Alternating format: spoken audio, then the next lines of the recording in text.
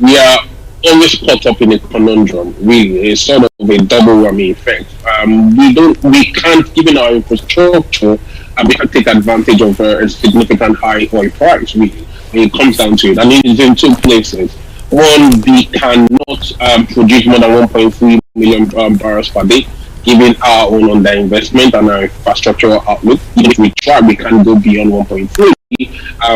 What is expected of us, given OPEC's increasing in production and quota with its member countries, we're expected to increase our quota to about 1.8, 1.9. So we are basically losing close to 600 barrels per day just by the fact that we don't have the infrastructure for that.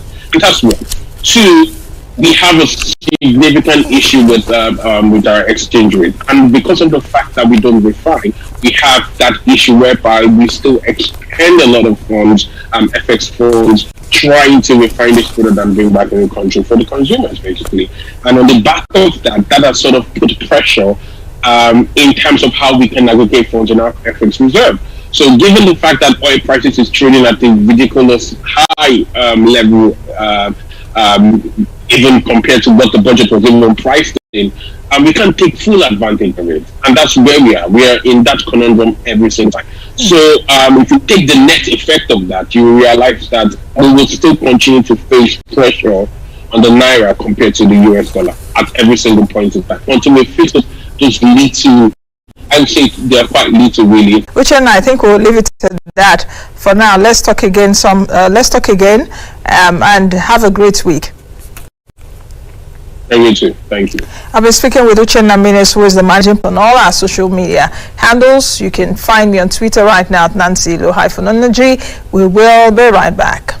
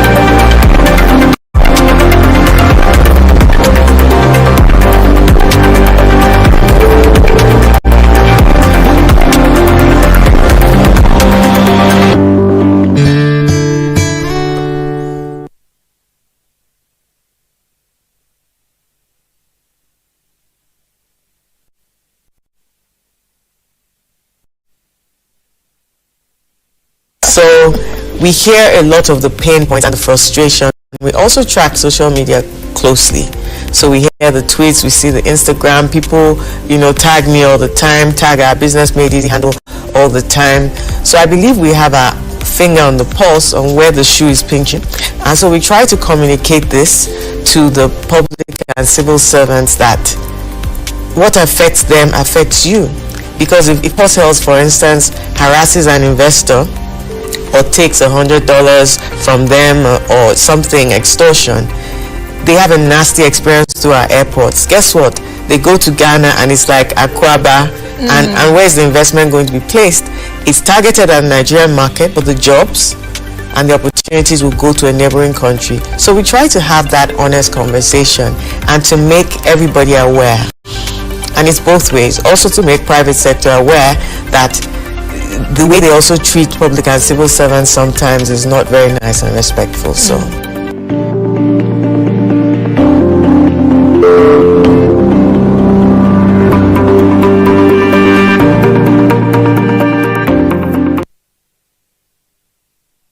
issues of the moment, endless fuel scarcity in Nigeria, as well as a power shortage or power outage, whatever it is what we're discussing next. My guests are with me. I will start with Professor Yinka Omorogbe, Senior Advocate of Nigeria, who was the Commissioner of Justice in Edo State, and she is currently the President, Nigerian Association for Energy Economics. She joins us via Zoom. Welcome to you, ma'am. Good morning, Prof. Thank you. Morning. Nice to be here. Okay, I have Dr. Carlo Koha joining us here. He's an energy specialist.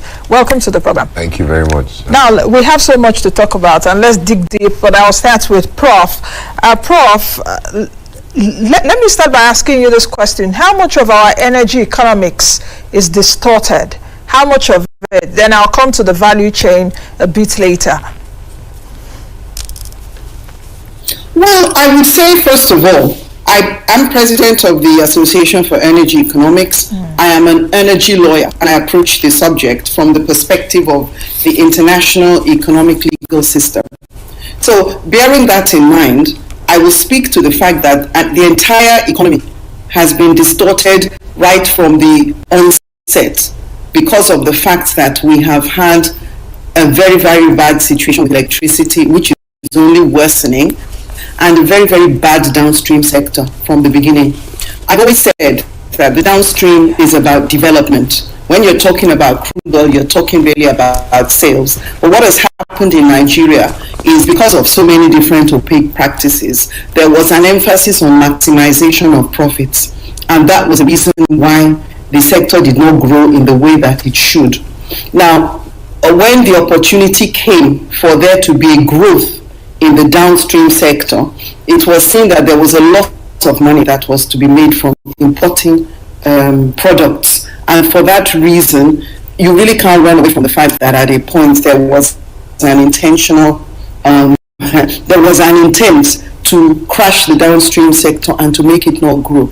So what we have now is a very, very unfortunate situation whereby we have high prices that we cannot, high crude oil prices that we cannot take advantage of, because even as the price is high, because we are buying our products, we're selling crude and buying products, we are paying higher prices for our products.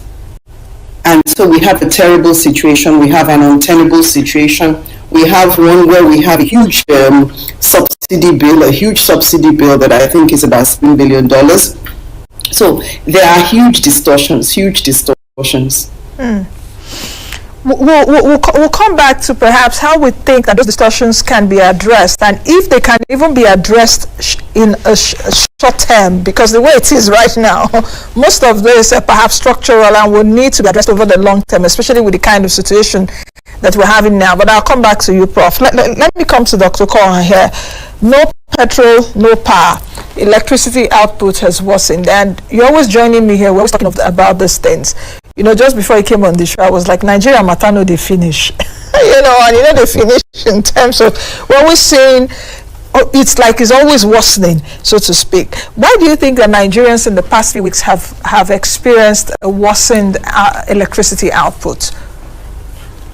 Not that it's not been bad, but it's been worsened. Yes, and if you even put that to context, when you look at the numbers that are out there, you hear the cost of kerosene, the cost of diesel, aviation fuel, the cars are parked at the filling station, and then when you get home or in the office, the number of hours that you have availability of power has reduced in the last few weeks. And you can see a lot of bulk passing. Distribution companies will write and say, we're not able to give you the number of hours because that's what we are getting. And then you see generation companies saying that they are not able to fulfill their because of TCN. And then you see TCN. So there's a whole lot of blame going on. And then in this whole confusion, we forget the simple fact that businesses and homes, they require electricity for maximum. And the blame goes around. And the issue is that why are we where we are right now and what needs to be done about it? Because there's no clarity, and it goes back to what we've discussed many times about the need for some re-engineering of the sector. Recently, you saw commercially inclined. What are the issues that we need to tackle? If you ask me, I'll say, where is the cash? The cash is between the consumers and the distribution company, and that speaks to billing efficiency, how you bill your customer, and how you collect the money. That's on one hand. If you don't bill, you don't collect your money. And on the other hand, when the money comes in, the discos are already heavily levered. They have to pay back loans, either to purchase the discos or from the central bank. That there is little that is left to improve the power infrastructure. The simple reason why we have poor power supply is the infrastructure needs a lot of capital. Now, because the power sector, is it attractive for the kind of capital that we need? That's a question that it's experiencing a worsened power outage in the last few weeks, or the worsened power outage can also be attributed to this no petrol or this fuel scarcity, as well as availability of gas, or it's just the structural issues we've been plagued with for many years now. Would you attribute? So it's a combination of both on both sides. If you look at the fuel source, so about 70% of our power generation is thermal, which is gas, and then we have hydro from Kainji. And we've heard reports that we're doing water management, the water levels are low, so I mean that's the normal thing we hear every year. So water levels are low, so the hydros are not generating issues. But on this other side, which is where the cash flow gets into the system, for every 1 naira power that is out there, distribution companies are barely collecting about 60 kobo. So there's okay, we'll come back to that.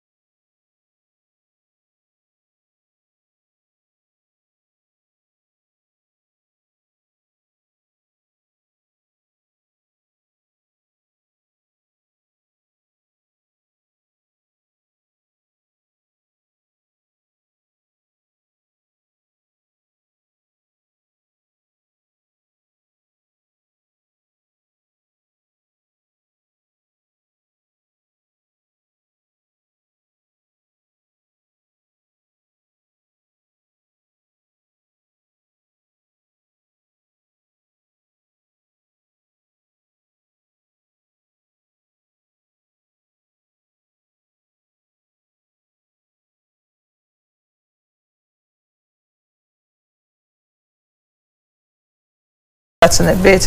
Prof, I'm coming back to you, and the question around the distortions which you talked about earlier, which Dr. Okoha here also in his remark attributed to. Do you really agree with him that that the problems we're having is not purely legal, but it's about infrastructure is about cash? Because if you also take a look at the value chain, you talk about energy financing, energy consumption per population, energy sustainability, and what have you. I would also want you to speak around the Petroleum Industry Act, which the president has signed, and how that would play into all these conversations that we're having. Well, everything in life is legal. Law is the structure upon which society is built, and that is why having a Petroleum Industry Act was essential.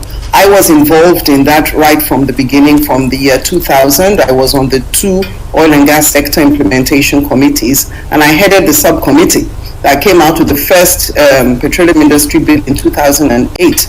And so, I was incredibly delighted to find that finally, after 13 years, with a law. So the law is incredibly important because it is a law that allocates rights and duties, responsibilities and privileges, lays out what should be done. So it's important to have that, and you'll notice that for that reason, because there are issues around the removal of the subsidy, there is talk about a law being amended, which I think is very creditable. So we need to understand that the law itself is very important, but also we need to understand that it's one thing to have the law, it's another thing to follow the law, and it's yet another thing to make sure that the sectors are managed well. So if, we have the Petroleum Industry Act, it's evolving now, we're going to see what will happen. A law is just the beginning of the issue. But I think we need to learn lessons even from electricity, because in the first place, if you're looking at electricity, we first need to recognize that we don't have enough. It's hopelessly inadequate for the entire nation. We should be generating 20 times more. We shouldn't have an installed capacity of 30,000 megawatts at all. We should have at least 100,000. We should be talking about electricity for everybody. There has got to be good planning. When I look at the excuses of TCN is blaming all sorts of things, but it's not talking about its own transmission system. Is it in a fantastic shape? Planning is essential, and I think that is one reason why we failed in many ways. Water has gone down. Didn't we know? There's planning, there's forecasting. So I think to apply in the entire energy sector, in the downstream, it's important to note that planning is very, very important. I think they do that to some extent, but then why is the downstream being controlled by just one entity? Why is it not totally liberalized? There's so many questions that one can ask when one is talking about the energy system in Nigeria. The truth is that it's totally dysfunctional, and you can see the dysfunctionality at practically every stopping point. Prof, let me still stick with you, and let's talk about those discussions, like the question I asked earlier, if there are indeed shortcuts to fixing those distortions, because it seems that we've had this knee-jerk approach to fixing distortions in Nigeria. With what we're facing right now around energy, be it power, be it petrol, value chain, and what have you, do you think that there's a short-termism solution to it, or we've got to go the long haul? There's a law right now, but how long can we go, and how can Nigerians also be patient to make that long haul, to see that long haul come to fruition? Yes. Yeah, I actually agree that we have a lot of knee-jerk reactions, and I think it's because we are not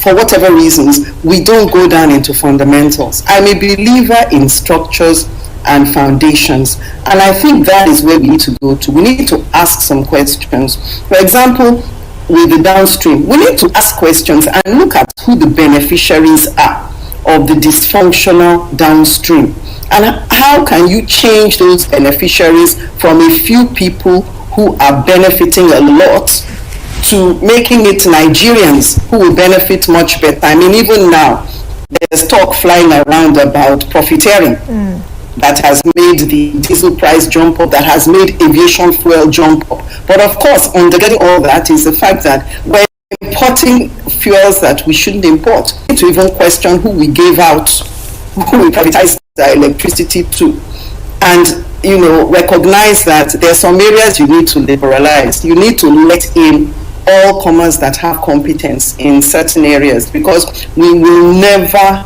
grow in Nigeria if we do not have electricity, and if we spend our productive time queuing up at stations, we're not going to grow. That's just the truth of the matter. I know Nigerians will say they reject it in Jesus' name, but that's rubbish at this point. We need to actually do things to make sure that we need to take concrete steps, I think, foundational steps. Yeah. Okay, Dr. Koha, You said something earlier, which Prof also attributed to the Kanji hydroelectric dam, low water levels. We know at this time that there will be low water levels. What can be done, so that we don't see that kind of thing in the future? Meanwhile, I also need to add, I think the Minister of Power, Abubakar Aliyu, at a recent media briefing said that the federal government will install, I think, 10 power transformers with 10 mobile substations for electricity improvement across the country. And also sticking with that Kanji hydroelectric power dam, I think it was also to be completed. The minister said that the Chinese people that were working on it were kidnapped, the security officials were killed, and all of that. What's your view about all of this? So it's common knowledge that because of our season, dry season, rainy season, so we have rains at particular times, and we know when our dams fill up. I think that we have hydrological reports that tells us that. So we already know that next year we're going to have times of peak and times that are low. So I think planning is the first thing to do. You plan for the when your water levels are going to be low, and then you have an integrated resource plan of what you do when water levels are low, how you rev up gas, and that calls to question the energy security that we have. Basically, right now we have only hydro and gas fire plants. We need to try to expand our scope so that renewables. No, we're not going. Don't get me wrong. No, okay. We're not talking anything about nuclear. So try to advance some of the coal. Personally, for coal, because one, we have coal within us, and coal can give us almost about 4,000 megawatts that is stable power. Now the question is, how do you finance it? It is said that it's not clean. It's not clean technology. However, I personally believe that for a kid that has kwashiorkor, talking about balanced diet is secondary. You first need to feed, just like Prof said, that we need power right now, and as much power as we can get. So I argue that we can exploit the coal that we have, but financing will be an issue. And secondly, about planning and implementation. We're never bereft of plans or strategies.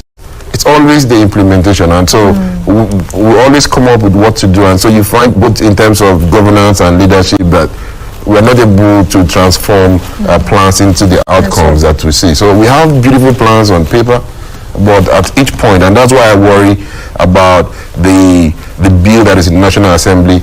When you criminalize, for example, energy theft, the law is good, but who's going to arrest the person who goes to steal? We already have laws that can happen now, but just improving the law on its own, it's not going to deliver the results for us. And so for me, it's time that we sit them back. And Prof had mentioned to reviewing even the owners of the distribution companies, because clearly you could see that there are question marks on even the capacity, both financial and otherwise, of the distribution companies to manage the enormous challenges that we see in the downstream. Minister Liu, that's the Minister of Power, also said that the media always falsely reports that we have 4,000 megawatts of power, that it has risen to 8,000 megawatts, taking account, I think, embedded power, industrial, and the grid power. Do you agree with the minister? So I like to stay on facts, and there's a daily report that is published by the even the NCC, the control center in Oshobo, and I think that the minister got it wrong. I mean, generation capacity is a different thing. That's just the capacity you have, even around 4,000. So it is not right to say we generate more than 4,000, but we have capacity. The machines are there to generate up to about 8,000, but we're not generating, and we've never generated. In fact, the peak we've had so far in the country is about 5,000 something megawatts. So I think that maybe there was a misunderstanding on the terms. Okay, Prof. Let's talk about the Minister of State for Petroleum Resources, Timi Silva. I think just a few days ago it was in the news that he called on the United States to provide funds funding to Nigeria to develop our gas resources so that we can also provide gas to Europe, especially with the ongoing crisis around Ukraine. What do you think about that? Then the second part of the question is, what kind of energy projects do you think that Nigeria should be embarking on? I think, is it Afro-Exim Bank? I think it's Afro-Exim Bank also that said they will be giving about $5 billion to NNPC. Yes, you know, and NNPC also signed a deal with Afro-Exim and all of that. What kind of energy projects do you think that we should embark on as a country? Well, first of all, I can see why the Honorable Minister spoke this way, because, you know, we are moving into a net zero atmosphere, so to speak, a net zero regime, although the war in Ukraine is probably going to cloud that out and set that into a secondary position right now. But with net zero, it means that there's a concerted effort being made to reduce investments into the hydrocarbon sector. We clearly need investments in that area, apart from many reasons. I'm a pure environmentalist, but the fact of the matter is that we didn't cause this problem. We are utilizing about 20th the energy of an average American, but we're all in this world together, so we all have to work towards moving forward. But at the same time, we have a lot of people that need the energy. So I think the first thing we need to realize, and the investment side of people that have access to energy services, because whenever we have these conversations about distribution and power, etc., we forget that we're talking about half of Nigeria. One half of Nigeria, and we're 206 people, I think, around that now. At least 100 people are completely off-grid. We that are on the grid know that we have no power more than we have it, and we're existing on generators. So it's imperative for us to be talking about investments that increase this. So if there are gas investments, fine. Renewable energy, fine. But that's the priority that we need to be talking about. We need to also consider the fact that right now, industries are going through hell. They don't get electricity. The diesel price has climbed up by about 3 times, and they still have to function. They will all dry up, and we will have a huge issue. So obviously, again, you're back to electricity. It's so important. And again, of course, you have to make sure that we start refining in Nigeria. It's imperative. We are the only country, it's a basket case situation, whereby you have a major producer and exporter of crude oil that is also a major importer of products. It means that we aren't getting the benefits we should be having at this very auspicious time. Okay, Dr. Koha, if we take a look at President Putin's response to President Biden's ban of Russian oil, President Putin, responded by coming up with a decree on raw materials export from Russia. The question is, to what extent will Nigeria be affected? Because, of course, even on the show in recent times, or even in the past 2 to 3 weeks since this war started, I've been looking at the impacts on the Nigerian economy and also as Nigerians. But to what extent do you think that the Nigerian economy would be affected with the ban, with in fact the decree, not ban by President Putin, especially around oil and gas resources and energy resources? Yeah, and you know that the politics around oil price and all that is beyond Nigeria. It's a global phenomenon and deals with supply and demand. And with Russia being a very major player in terms of oil supply, and now the sanction, you find why the oil prices are going up. On one hand, Nigeria is benefiting from it in terms of the quantum of sales that we are making, but on the other hand, because we're importing in terms of the price, in terms of the price, yes, which we still not also benefited to an extent because of higher subsidy we'll be paying. Well, so it's like we're getting here, we're throwing them. Yes, on one hand, Nigeria is taking advantage of the higher prices, but on the other hand, because we actually import every other product from it, and the prices depend on the international price, then we're having the issues that we're having both spent on jet fuel, the kerosene, the diesel. So when you look at it, I think Nigeria is hurting more than it's gaining from it, and I don't know how long this war is going to